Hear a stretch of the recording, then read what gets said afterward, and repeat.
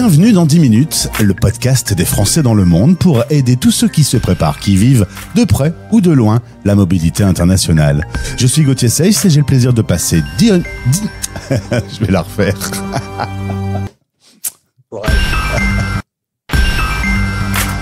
Bienvenue dans 10 minutes, le podcast des Français dans le monde pour aider tous ceux qui se préparent, qui vivent de près ou de loin la mobilité internationale. Je suis Gauthier Seyss et j'ai le plaisir de passer 10 minutes avec Rémy Pépoc, direction le Vietnam. 10 minutes. 10 minutes.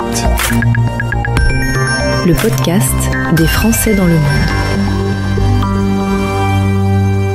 Avec un visage qui est caressé par le soleil d'Ho Chi Minh, on retrouve notre invité qui est aussi le grand gagnant du premier prix français du monde ADFE, remis pour la première fois cette année en 2025. Rémy, bonjour. Bonjour Gauthier. Bon, il fait bien beau aujourd'hui, ce petit soleil qui est avec toi. On est en milieu d'après-midi à Ho Chi Minh. Oui, il est 16h15 et on a aujourd'hui une belle journée.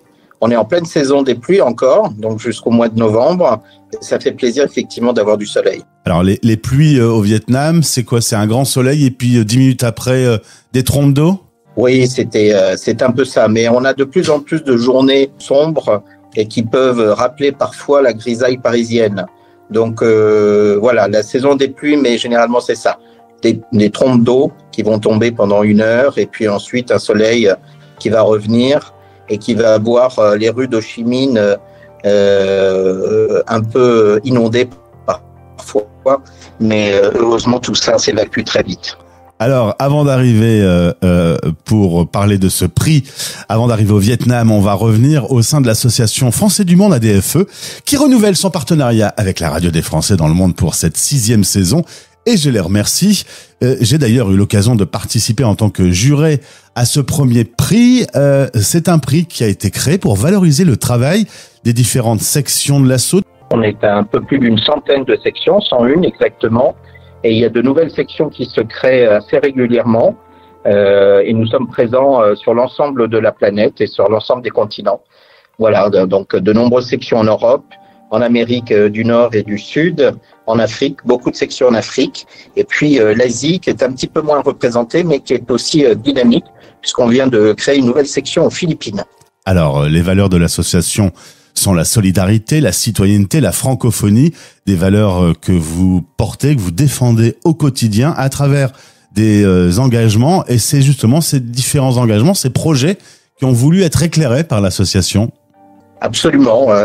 L'association est représentée par près de 3000 adhérents et sympathisants à travers le monde et qui travaillent au quotidien auprès des Français de l'étranger, à la fois pour les accompagner administrativement, les représenter au niveau des postes consulaires, mais aussi mettre en place des projets pour faire vivre les communautés françaises à l'étranger et alimenter ce lien qu'il y a entre ces communautés françaises et la France. Donc à travers des projets citoyens, des projets de solidarité qui peuvent être des projets sociaux, culturels, et puis qui mettent en avant la francophonie et les liens que nous maintenons avec de très nombreux pays à travers le monde, qui sont des liens liés à la langue. Alors 3 prix cette année. En 3e position, la Tunisie. En 2e position, la section de Bamako au Mali. Et donc, le premier prix revient, à ta zone. On est au Vietnam. Excuse-moi. Je vais refaire ma phrase, du coup. Alors, pour cette première édition, en place numéro 3, c'est la Tunisie. En numéro 2, c'est Bamako au Mali. Et c'est le Vietnam qui rafle le premier prix. Félicitations, Rémy, à toi et à toutes les équipes pour le travail que vous faites. En gros, on va faire un petit explicatif pour nos auditeurs. Vous travaillez réellement à être proche de la communauté des Français au Vietnam est d'environ 7000 personnes enregistrées sur le registre et sans doute à peu près le double dans les faits, à peu près 14 000. Un petit mot sur ce fameux registre, c'est quand même mieux de s'y inscrire. Absolument, c'est vraiment très utile. On sait que lorsque l'on vit par exemple dans des zones qui peuvent être troublées ou dangereuses, le fait d'être enregistré permet d'avoir des renseignements et d'être alerté en cas de problème. et puis parce que ça facilite la vie au quotidien de nos compatriotes à l'étranger. Par exemple, si on a besoin d'une aide sociale, si on a besoin de déposer un dossier de bourse scolaire, il faut être inscrit au poste consulaire. Et puis, ça permet de maintenir ce lien avec la France, puisque en étant inscrit au niveau du poste consulaire, eh bien, on peut voter, on peut participer à la vie nationale, votant pour les présidentielles, les législatives, et puis aussi pour élire ces conseillers des Français de l'étranger qui sont les représentants des communautés françaises à l'étranger et qui permettent de maintenir ce lien très fort avec la France, l'administration française, et de répondre aux problèmes des communautés à l'étranger. Et justement, si vous vous enregistrez sur le registre, on sait qu'il y a un volume de Français présents, ça donne des moyens plus importants à la vie de la citoyenneté. Absolument, puisque les moyens, les postes consulaires, les budgets sont aussi liés au nombre de Français vivant dans une zone. Donc c'est important de s'inscrire à la fois pour soi, pour être alerté en cas de problème et participer à la vie nationale française, mais aussi pour donner à cette communauté les moyens dont elle a besoin pour vivre, se développer et rayonner aussi dans son pays d'accueil.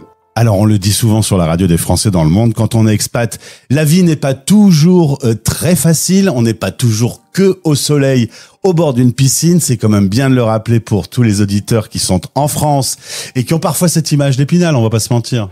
Oui, c'est vrai que souvent, quand on rentre en France et qu'on discute avec nos compatriotes, ils ont le sentiment que nous avons des vies dorées. Et malheureusement, ce n'est pas le cas pour tout le monde. Il y a des difficultés. On peut venir s'installer à l'étranger, c'est certes un choix. Mais il y a aussi des difficultés. On a les mêmes problématiques liées à la santé, à la retraite, qui sont liées à la scolarisation des enfants. Et donc, on est des citoyens comme les autres et on a besoin aussi de soutien et de référence. Et donc, c'est ce qui pousse beaucoup de nos concitoyens à se tourner vers les associations et le monde associatif pour retrouver un petit peu aussi de cette France au soleil. Alors justement, Français du Monde ADFE et en particulier la section du Vietnam apporte un accompagnement pour tout ce qui concerne le bien-être mental et social de cette communauté. Il y a un travail qui a été valorisé. Le premier prix, je suppose que d'abord pour toi et pour toutes les équipes, ça fait plaisir. Oui, c'est une vraie reconnaissance du travail qui a été accompli maintenant depuis 5 ans, puisque nous avons travaillé sur des différents projets depuis 5 ans. Et donc, on est très heureux d'avoir été primé cette année.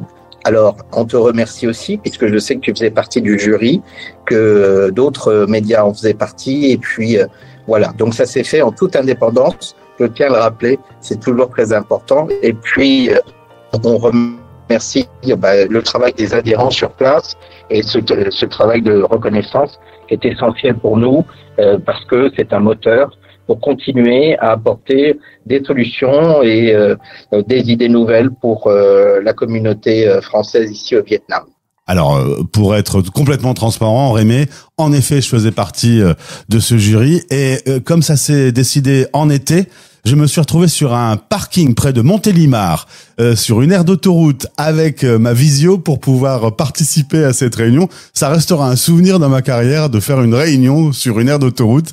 Mais en tout cas, voilà, c'est amplement mérité. Je peux te dire que l'ensemble du jury a considéré que ce projet était sérieux, qu'il était bien mené, qu'il touchait plusieurs domaines différents, mais dans une grande homogénéité d'idées. Donc, je ne suis pas surpris que vous ayez raflé le prix. C'est gentil en tout cas, merci beaucoup. Alors c'est vrai que l'idée que nous avons depuis 5 ans est de pouvoir répondre aux besoins de la communauté, à des besoins qui n'existent pas. Il y a des spécificités locales qui font que on n'a pas accès aux mêmes services qu'on peut avoir en France. Et là, c'est la grande différence avec tout ce que nous apporte, tout ce dont on peut bénéficier au sein de l'Hexagone. Donc, il y avait l'un des premiers projets mis en place concernant la cellule psychologique jeunesse qui a été mise en place dans le cadre des écoles AEFE, l'Agence pour l'enseignement français à l'étranger, et donc qui est aujourd'hui une réalité maintenant depuis 4 ans et qui a été très mise en avant, et donc nous en sommes très fiers. Et puis nous avons voulu répondre à d'autres problématiques comme l'emploi, et l'emploi en particulier des jeunes qui peuvent être déscolarisés, mais aussi qui ont parfois des difficultés matérielles ou psychologiques, en mettant à leur disposition un pôle qui s'appelle Entraide, qui permet d'accueillir les personnes qui en ont besoin.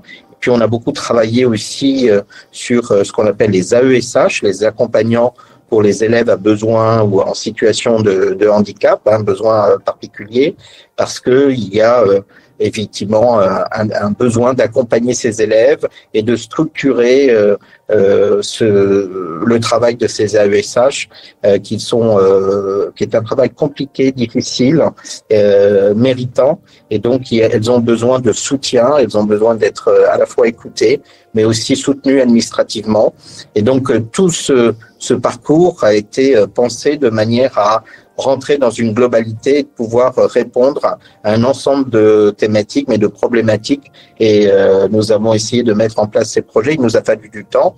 On continue. Pour la rentrée prochaine, cette rentrée, nous avons d'autres projets.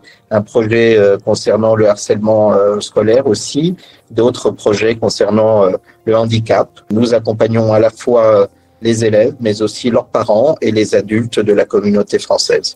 Et ce prix Français du Monde ADFE est l'occasion également pour les autres sections, pourquoi pas, de s'inspirer de votre travail et de faire des bébés à ce projet. Mais c'est le principe même du prix. En effet, Gauthier, l'idée, c'est de pouvoir aussi dupliquer ces projets ailleurs dans le monde, de manière à ce que d'autres sections, d'autres associations à travers le monde puissent profiter de notre expérience. Donc, concernant par exemple la cellule psychologique, nous avons édité un petit livret pour expliquer comment nous avons mis en place cette cellule psychologique. Et puis, nous avons été très fiers d'apprendre il y a quelque temps qu'un amendement au Sénat avait été déposé par le sénateur Yann Champrel pour soutenir à la fois ce projet, mais son modèle économique, qui était un modèle de mutualisation des moyens, et pour essayer de le rendre le plus large possible, essayer de le dupliquer le plus largement possible. Et nous avons même été mis en contact avec donc l'AEFE, avec qui nous avions travaillé, pour voir dans quelle mesure cela pourrait être dupliqué ailleurs dans le monde. Et c'est le principe des projets qui sont mis en place. C'est-à-dire que nous pouvons partager cette expérience et nous restons à disposition de tous ceux qui veulent s'en inspirer pour les mettre en place ailleurs dans le monde. Eh bien, ce message est passé, Rémi. Merci d'avoir été avec nous aujourd'hui. À suivre sur la radio des Français dans le monde dans les prochains jours, l'interview des lauréats de Mali et Tunisie qui passeront également sur notre antenne. Passe le bonjour à toutes les équipes. Félicitations. On ouvre une bouteille de champagne dans un cadre pareil ? Eh bien, écoute, avec plaisir. Nous allons nous retrouver le 18 septembre pour fêter ça dans un café avec tous les adhérents qui effectivement se sont beaucoup engagés sur ces différents projets et qui ont permis leur réalisation. En tout cas, merci beaucoup, Gauthier. Tu les salueras de notre part. Et j'espère que vous ferez cet événement avec, dans le fond musical, la radio des Français dans le monde. Absolument. L'interview sera diffusée et nous parlerons de la radio des Français dans le monde avec beaucoup de plaisir. Eh ben, un grand merci. Belle journée, belle soirée à Ho Chi Minh. Au plaisir de te retrouver. À très bientôt. Au revoir. Vos podcasts sur la mobilité internationale sont sur fdlm.fr. Français dans le monde. Et sur YouTube en cherchant Français dans le monde.